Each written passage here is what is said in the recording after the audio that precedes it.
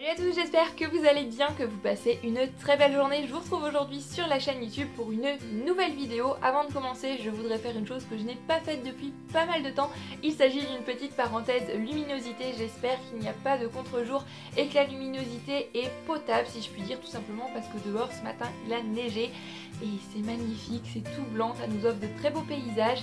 Mais quand on veut filmer le ciel tout grisaillou, c'est pas franchement ce qu'il y a de plus top. Mais comme c'est très beau et que j'adore la neige, on ne va pas grogner et j'espère que la luminosité est potable. On en vient maintenant au sujet du jour. Je vous l'avais annoncé dans ma précédente vidéo et vous l'aurez sûrement vu au titre. Aujourd'hui, on va parler de mes bonnes résolutions livresques pour l'année 2017. Parce que oui, le passage à la nouvelle année, généralement, on prend des bonnes résolutions, même si c'est vrai qu'on n'est pas forcément obligé d'attendre le passage d'une année à une autre pour prendre de bonnes résolutions. La plupart du temps, c'est quand même ce qu'on fait parce que c'est symbolique, ça marque voilà, un renouveau. Généralement, j'avoue, je le fais pas. Je l'ai fait pendant longtemps, puis j'ai arrêté tout simplement parce qu'au bout de 2 mois, mes résolutions, je les tiens plus et au final, je suis plus frustrée qu'autre chose. Alors pourquoi est-ce que je reprendrai cette année? Eh bien tout simplement parce que je le sens bien, voilà. Je sens que cette année, je vais tenir mes résolutions. En tous les cas, j'en ai vraiment très envie.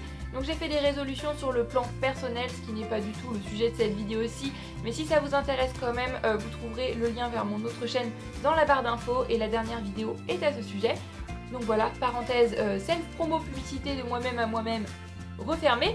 On veut maintenant en revenir au sujet du jour, c'est mes résolutions livresques puisque j'ai aussi pris des bonnes résolutions en tant que lectrice. Des choses que j'ai envie de changer dans ma vie de lectrice ou que j'ai envie de faire durant cette année 2017 et je croise fort les doigts et tout ce que je peux croiser pour que ça se réalise et pour que je suive ces bonnes résolutions à la lettre durant toute l'année 2017. On va donc commencer sans plus tarder, il y en a 6-7, ça va pas être vraiment très long je pense, donc on y va tout de suite, c'est parti. On commence avec la première bonne résolution, je pense que pas mal de passionnés de lecture prennent cette résolution, il s'agit de lire plus de classiques. Alors je vais faire une petite parenthèse et dire que pour moi les classiques ne sont pas un genre qui prime, qui est au-dessus de tout, etc.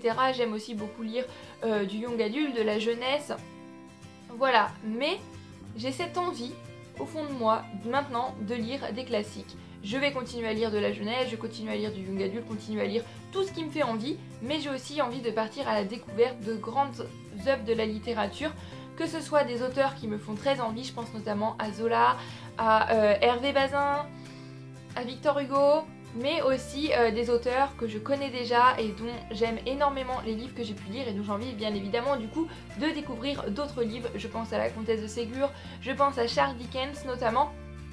Et j'aimerais vraiment, voilà, durant cette année 2017, pouvoir lire plus de classiques, vous faire des revues classiques, vous en parler.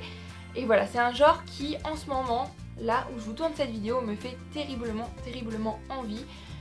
Autant que ce soit pour enrichir ma culture personnelle, si je puis dire. C'est vrai que parfois, dans certains événements ou quoi, ça peut être utile quand on est avec des personnes qui parlent de classiques qu'on n'a pas lus. Mais je tiens vraiment à souligner cette parenthèse que pour moi, une personne qui lit des classiques n'est pas forcément au-dessus d'une personne qui lit simplement de la jeunesse ou quoi que ce soit d'autre. Voilà, c'est juste une envie que j'ai au fond de moi et c'est pas parce que je pense que c'est un genre supérieur. Je tenais vraiment à faire ce petit disclaimer, à faire cette petite parenthèse parce que j'avais l'impression que c'était important de la faire. On continue avec la deuxième résolution, je pense que pas mal de gens la prennent également, c'est terminer les sagas en cours. Parce que les sagas, je pense que vous savez ce que c'est, on en commence toute une tonne. C'est génial et finalement on n'en termine pas beaucoup. Surtout que j'ai beaucoup de sagas, il me reste plus que 2-3 tomes à lire. Donc j'aimerais beaucoup terminer une grande majorité de mes sagas en cours. Parce qu'il y en a beaucoup qui me font terriblement envie, que j'aimerais commencer. Mais parfois il faut savoir se raisonner et se dire non. J'en termine une pour en commencer une autre, sinon j'aurais des tas de trucs de commencer en même temps. Et moi qui suis plutôt brouillonne, un petit peu bordélique, ça a vite tendance à m'énerver parce que je ne m'y retrouve plus. On poursuit avec la troisième résolution qui est de lire plus de bandes dessinées et de mangas. Je vous le dis souvent dans mes emprunts In My Library Bag parce que c'est un genre que j'aime beaucoup, que je lisais beaucoup pendant une certaine période puis que j'ai un petit peu laissé tomber, voilà, parce que à la période où je n'en lisais plus tout simplement parce que les romans etc me faisaient plus envie à ce moment-là. Mais voilà, je trouve ça un petit peu dommage parce que c'est un genre que j'ai beaucoup aimé et il y a également de très belles choses à découvrir en bande dessinée, en comics et en manga. Donc durant l'année 2017, j'aimerais bien repartir à la découverte de ce genre et puis rattraper un petit peu toutes les belles découvertes que j'ai pu louper durant ces quelques années où j'ai arrêté de lire aussi assidûment des bandes dessinées, des mangas, et je pense aussi aux albums pour enfants que j'aime beaucoup lire. Parfois on découvre aussi de très belles perles de ce côté-là. On poursuit avec la résolution numéro 4 qui est de partir à la découverte de l'univers de J.K. Rowling. Et surtout de sa saga Harry Potter, parce que oui, je n'ai encore jamais lu Harry Potter. J'ai dû lire les 2 premiers tomes en VO, mais c'était mes tout débuts de la VO, donc je suis pas sûre que j'ai compris tout ce que je lisais. J'ai vu les films, mais on le sait tous, les livres sont généralement bien meilleurs que les films. Du coup, en 2017, j'espère grandement avoir lu Harry Potter. Parce que je peux plus tenir. Voilà, j'ai très envie de découvrir cette saga, d'autant plus que je suis allée voir le film Les Animaux Fantastiques au cinéma et que j'ai adoré ce film, donc je me dis que là c'est plus possible. Fin de l'année 2017, il faut absolument que j'ai lu Harry Potter. Un auteur aussi que j'ai très envie de découvrir durant cette année 2017, il s'agit de Stephen King. Stephen King, on en entend beaucoup de bien, notamment pour ses livres qui font frissonner et qui font un petit peu peur.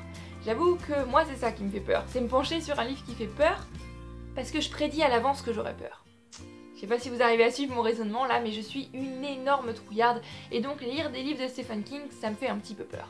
Mais c'est vrai qu'on entend beaucoup de bien de sa plume, de son écriture, et moi aussi j'ai envie de découvrir ça, moi aussi j'ai envie de découvrir une écriture pour laquelle je tomberais peut-être amoureuse, mais ce côté glauque etc, ça m'inspire pas tellement, donc j'ai trouvé 2-3 livres qui ne feraient pas trop peur et qui pourraient doucement me mettre dans le bain à la découverte de la plume de Stephen King, ça j'aimerais beaucoup.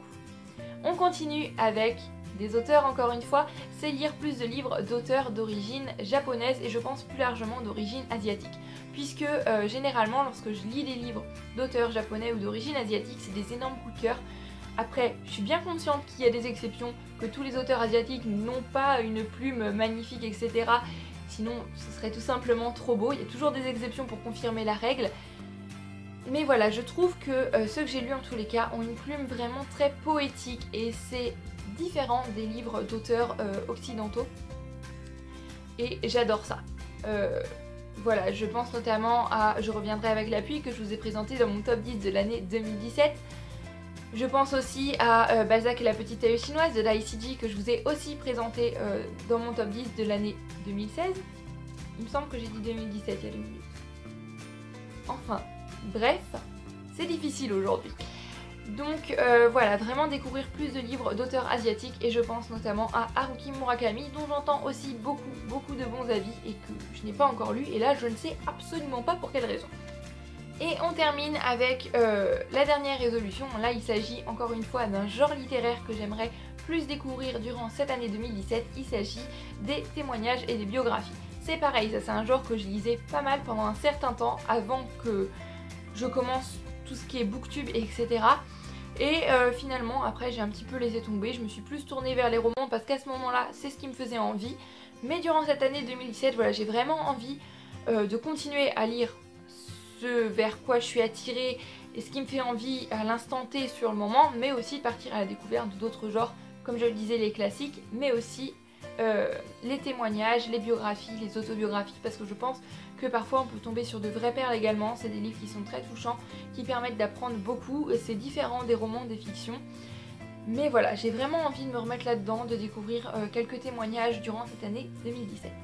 Donc voilà, c'en est tout pour mes résolutions livresques pour cette nouvelle année. J'espère que cette vidéo vous aura plu. Je m'excuse vraiment pour l'aspect brouillon, j'ai un petit peu de mal à parler aujourd'hui. Comme d'habitude, n'hésitez pas à me laisser un petit commentaire pour me dire, vous, quelles sont vos résolutions livresques pour l'année 2017, si vous en avez prises. Qu'est-ce que vous lisez en ce moment? Ça m'intéresse toujours. Et en attendant la prochaine vidéo, je vous fais à tous plein de bisous. Je vous dis à très bientôt dans une prochaine vidéo. Prenez grand soin de vous et passez de très belles lectures. Bye bye!